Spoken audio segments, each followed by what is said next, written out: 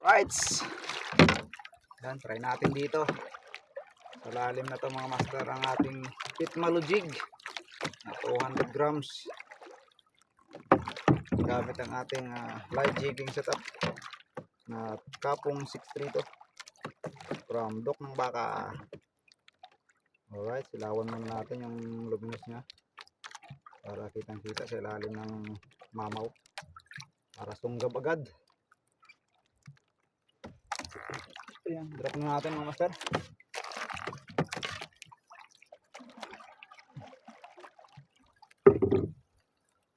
Alright, Merry Christmas sa inyong lahat mga master. Araw ng Pasko pero magpapasko tayo dito sa laot.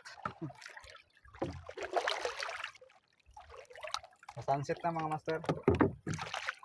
So maganda to. Sakto. Ito ang ating drop. Sunset na oh. Palubog na talaga yung araw. So, sana makadali tayo dito. Sa 200 meters ata itong lalim nito mga master. Itong spot natin. Pero light jigging setup gamit natin. Pero ayos lang yan. Sanay na tayo dyan.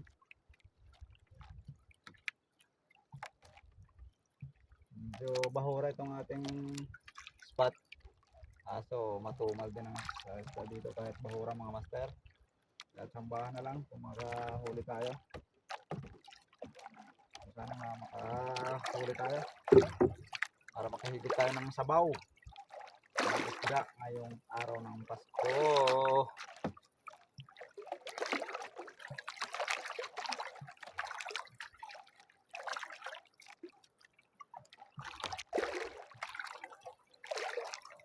Tagal din ang drop oh. Hindi malalim-lalim na din 200 meters.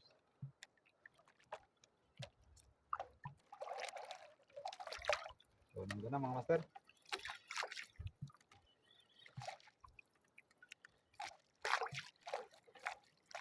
Ayan, puso na tayo. Mailan.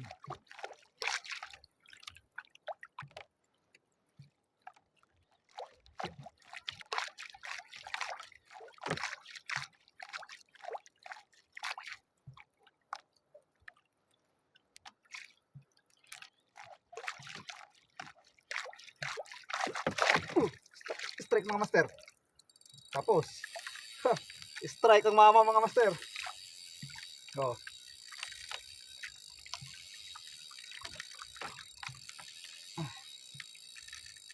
Strike ang mama mga master. Ako makarang mapa-spool out pa tayo. Huwag naman sana. Master kaya to? Mukhang dugtot ito mga master. Ayaw tumugil oh.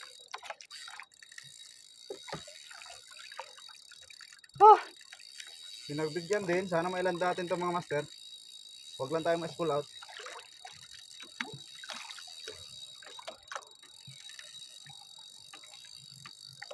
Tubig. Kailangan natin ng tubig mga master at baka uminit ang ating reel. Walang tigil oh.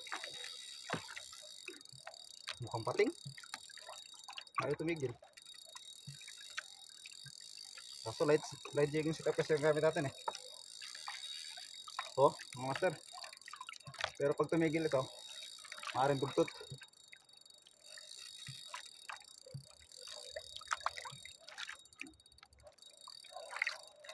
Mukhang dugtot ito mga master. Mahina naman ang hila niya. Malaki lang. Malaki lang talaga siya.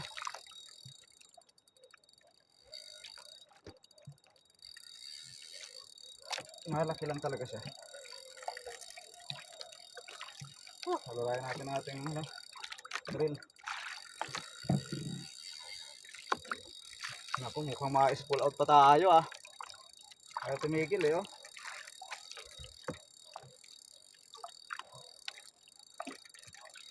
Ayaw tumigil mga master. Paano na ito?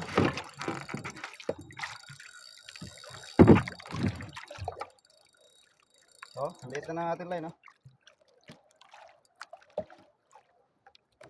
So, pigil-pigilan lang natin ng konti mga master. Pandugtot ito. Kasi kung pating ito, sobrang lakas ito. Whew. Thank you Lord sa magandang strike. Mamaw ngayong Pasko. Sana mailan. Pagbigyan mo naman sana Lord ngayong Pasko na mailan natin itong mamaw na ito. Lalo pat light jigging setup lang ang gamit natin. Mamaw master.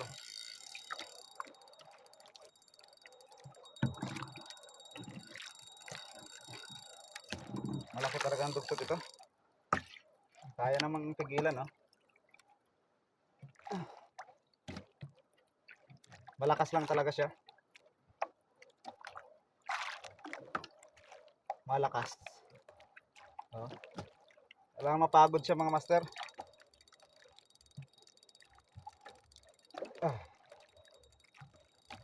Oh. Malakas. Hirap ang ating light jigging setup. Pero kakayanin to natin mga master. Tiwala lang tayo na ipagkaloob sa atin to ng Panginoon ngayong araw ng Pasko.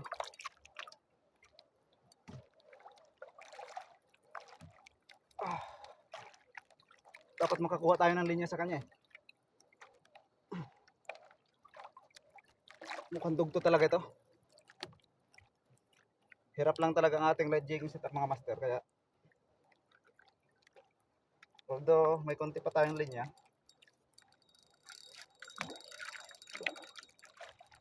kasi hindi natin kailangan i-build masyado ang ating rod kasi baka maputol ang ating kapong. So alalayan lang natin mga master. Ang bahid ng kon ang ating line, ah.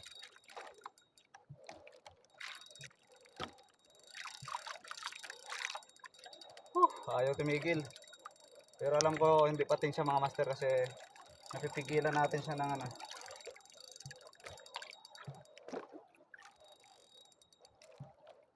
malakas lang talaga siya kasi malaki. Mga double digit ito mga master na isda. Mga double digit siya. Kaya hirap tayo pero mapapagod din to mga master. Tiwala lang tayo na ipagkaloob to sa atin ng Panginoon.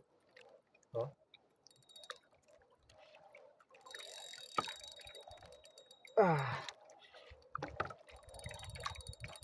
mga double digit ito na nadugtot mga master. Talagang hirap lang ating light jigging setup. Pero pag yung pang bottom jigging ang gamit natin, kaya ito. 9%, pero ito 20 pounds lang ang line natin, eh. Pero kaya natin to.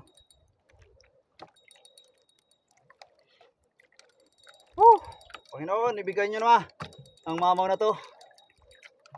First drop natin to mga master doon sa nilipatan natin. Ang bigat, pero nakukuhaan naman natin ang linya mga master paunti-unti. Mapapagod din ito. Relax lang tayo, relax lang, huwag tayo masyadong excited kasi okay lang matagalan ng land basta sure ball na mailan mga master. Yan ang pang sa teknika natin kasi pag nasobrahan tayo na excited, pinirsa natin, baka maputol pa, sayang. So isda talaga siya mga master kasi hindi na siya masyadong kukuhaan na natin siya ng konti-unti. Importante na nakakuha tayo ng konti-unti sa kanya para mapagod mga master. Grabe, napalaban na naman ang kapong 632 ni Doc ng Baka. Tapos ang line ng Eastern Tackles na Eastern Hunter 20 pounds. Yan, oh. Tapos yung leader line na Eastern Hunter Infinity na 30 pounds. Tapos yung Pitmalu jig na bigay ito sa atin ni Master Jason Pisariton nung jigging tournament dito sa National Jigging Tournament dito sa Banton. Binigyan tayo ng jig Master Oh, Jason, sorry to. Tugtog ito mga master oh. Unti-unti na natin siya. Naangat-angat naman natin siya. Kaso mabigat talaga. Kasi malaki talaga to. Mga double digit talaga mga master. Woo! Sana mailad nga natin. Kumbaga pagkaloob na sa atin ito ng Panginoon. Itong mamaw na to.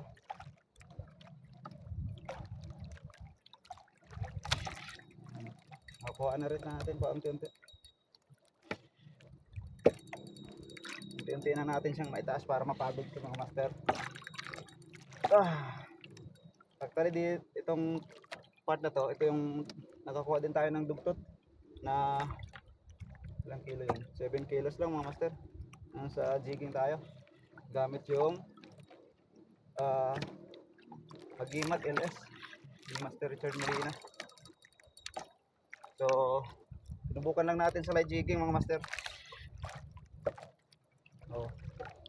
Umagat na nung saktong pa sunset. Wala na, sunset na talaga eh. Sinalo niya. Hinahabol niya ata yung kan habang nag-retrieve tayo. Sakto, ang bagat niya. Siguro lunok ito. Abot na abot yung jig.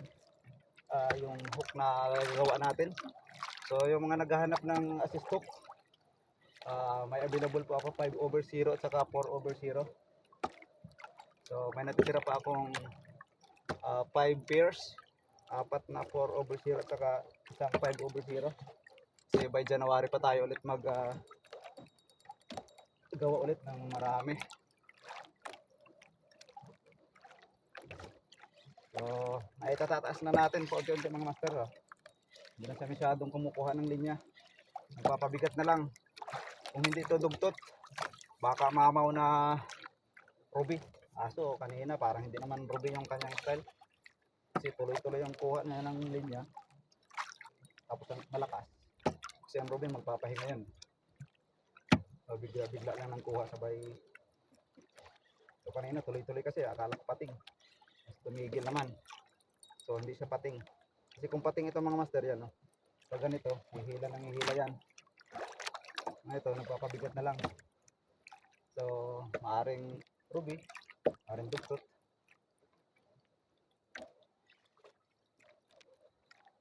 Yan, no? Naangat na rin naman natin. So, sana mailand natin mga master. So, pag-pray natin na pagtalob sa atin sa ng Panginoon. Kumukha pa rin siya na niya, malakas pa rin talaga. Kaya maaaring dugtot na double digit mga master. Sakit sa likod mga master. Hirap din ba mag-live jigging na kagatan ka ng mamaw. Pero exciting. Talagang yung experience mo, magagamit mo pag kinakagatan ka ng mamaw sa live jigging mga master. Tapos ganito pang rad mo, pang casting. Maikli ang bat. Bigat mga master oh. Pero dahan-dahanin lang natin kasi sure ball na ito pag nailand natin mga master. Unti-untiin na lang natin yung maitaas para mapapagod siya. Bigat talaga. Tapos kahit paano maka-trip tayo konti-unti, maitaas siya. Pangat kasi yung hindi na tayo makakuha ng linya. Baka may spool out pa tayo. Kasi ang line natin mga master no, sa 280 meters na lang to kasi nabawasan ito nung naputulan tayo ng liwit. Buti na lang kumain kanina, nasa ano na 100 plus na lang. Kasi ang drop natin kanina almost 200 meters na.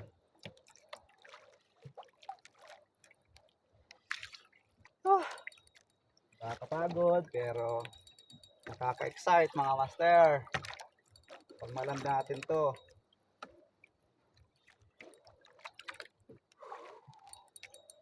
Kalahati pa lang tayo mga master oh. Kalahati pa lang sa spool ang ating line. So siguro nasa 100 meters, 150 meters Mahigit pa or 130 mga ganyan. Isang kulay lang kasi ang ating line. Kulay blue lang na Steel Hunter.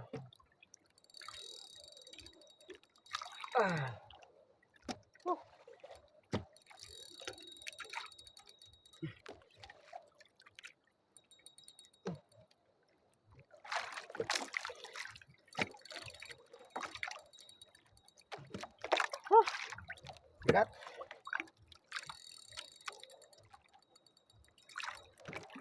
May pirsa pa talaga. Pandog to talaga to mga master.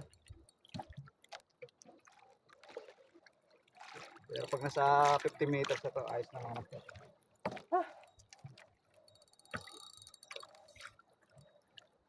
So, inom muna tayong tubig. May pirsa. So, angat natin. Bigat Yan, makakuha tayo ng linya. Dapat po unti makakuha tayo kahit medyo nakakuha siya. Ayan, lag-ikot lang. Dapat makaganti tayo ng hila para mapagod siya mga master. Mapagod din siya. Siguro hindi to na yung last kasi nating huli na abot ng assist hook yung kanyang hasang, kaya mabilis natin maland yung 7 kilos. Ito kasi maikli ang ating jig, so medyo maikli din yung ating assist cord, yung assist hook. So maaaring hindi umabot ito ng hasang. So importante maganda ang sabit.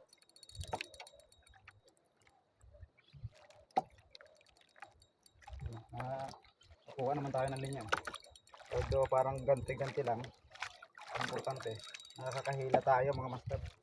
Hindi naman pwedeng higpitan pa natin kasi baka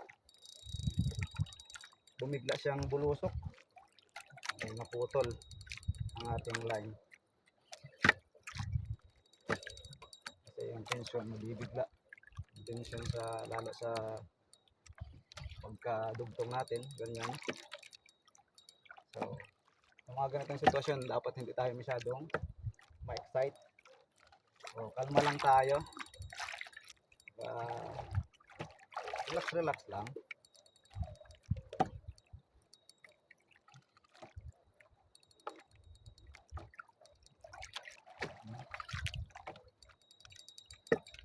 Basta mailag natin.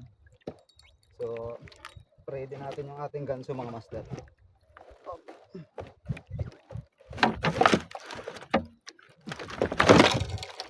Alright, ganso ready tayo kasi malakas to.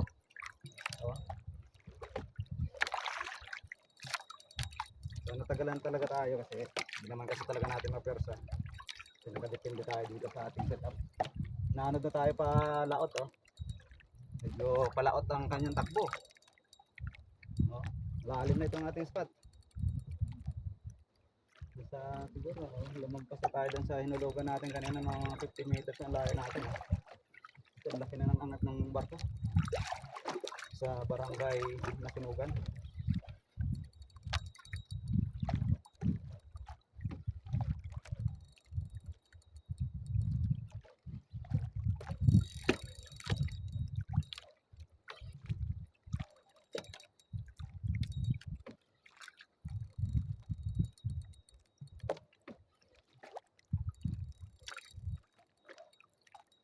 Malakas pa rin. So first hula natin dugtot mga master, sikad na yung ruby. Kasi hindi ko alam kung may ano dito may amberjack. Ito.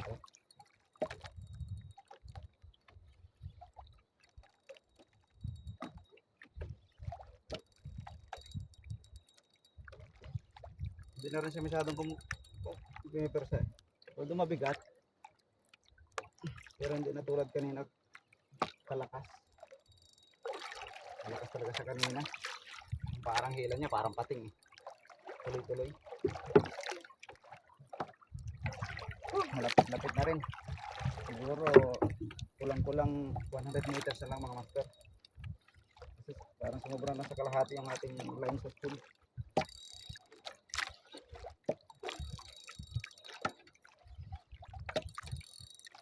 Bigat talaga mga master. Woohoo! Ayaw lumutang. Hindi naman to tabas. Kasi kung tabas to, lulutang na to. Kaso hindi naman style ng tabas yung hila kanina. So hindi pa natin malaman kung ano isda talaga to. Pero dugtog ang unang wala natin mga master. Ang Makati. Ang Makati na kwan. Ay na Makating jellyfish. Pati oh. Dadaanan natin mga master. Ang line. Nangati tayo kaagad.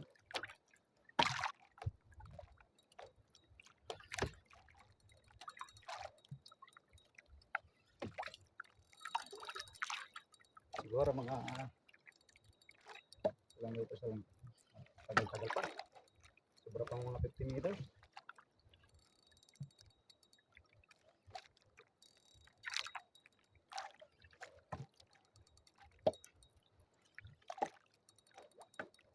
Woohoo! Grabe ang laban na naman ng kapong. At ang Shimano FX. At ang Shimano FX pala na 4000 series mga master. Good catch fishing supply yan kay Attorney Gordon Oy. Shout out sa iyo, Attorney. Merry Christmas. Sana mapaskuhan niyo ako ng bagong Shimano.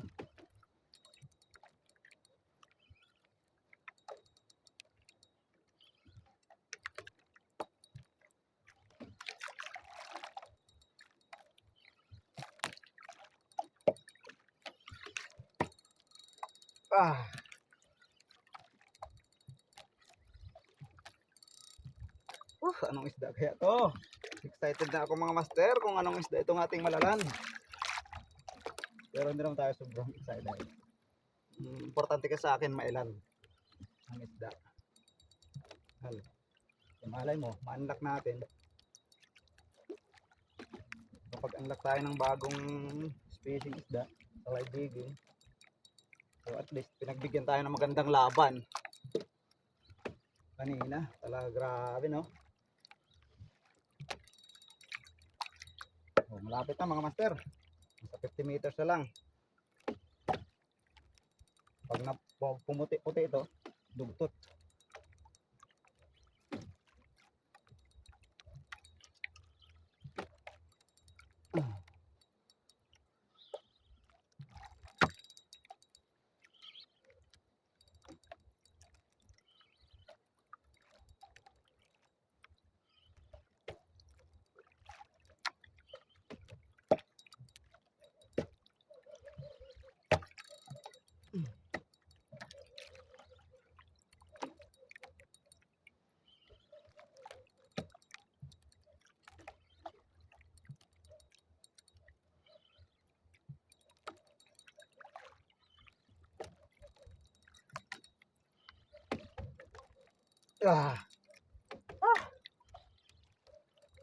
Ang bigat mga master.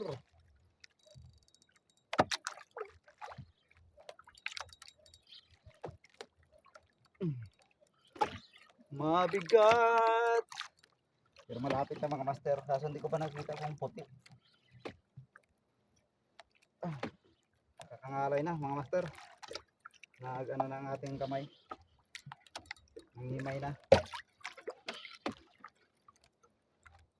Tagal din laban kasi. Pero at least pinagbigyan tayo ng Panginoon. Pinagbigyan tayo ng isda na sasabawan natin mamaya. Abot pa sa Pasko. Yun, malapit na ito mga master. Nasa 20 meters na lang ito. Yun, umiilaw na ang ating kwan. Umiilaw na yung ating blinker. So, kita ko na ang blinker. Pero ang isda, hindi ko pa nakita kung anong kulay. Pero parang hindi namumuti kasi. Hindi puti mga master. Ay, puti. Puti mga master. Kulay puti. Namumuti na oh.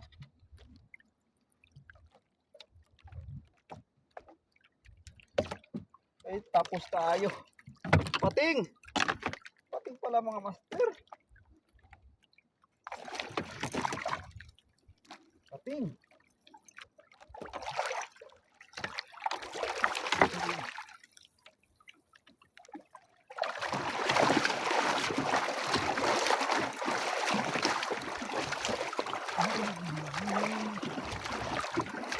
Pating pala mga master. Laki. Pating.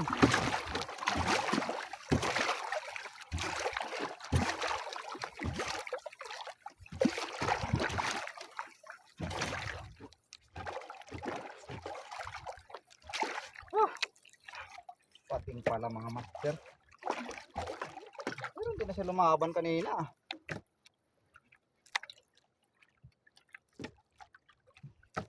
Dito lang, no? Napagod tayo, pating pala. Kaya pala yung kanyang abilis.